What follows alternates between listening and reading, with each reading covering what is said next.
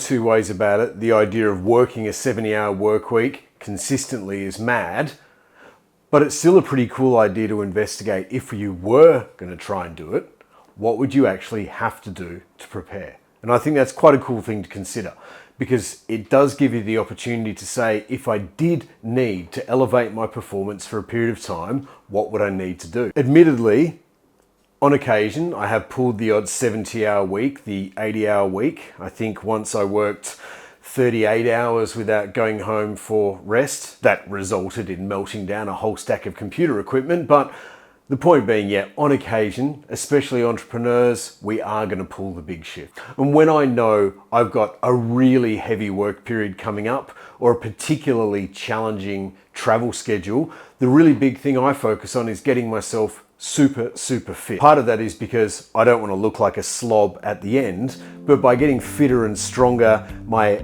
anterior cingulate cortex is getting more used to handling stress, which is going to happen over that period of time.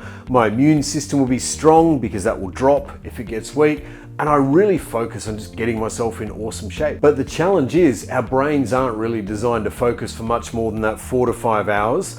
And so the 70-hour work week can't be about working 12 or 13 hours straight in a day.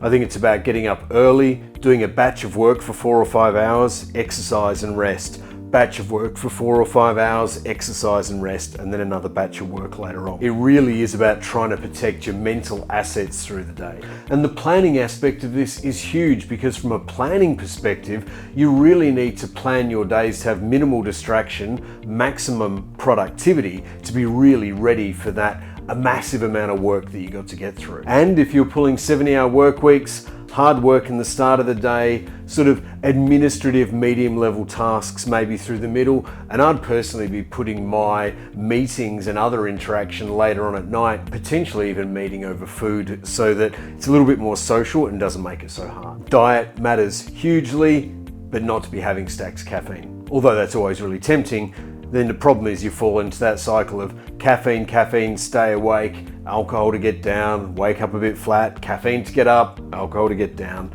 and it becomes a bit of a trap. And this is where the challenge of the 70-hour work week kicks in, because it's pretty hard on the body to stay awake that many hours.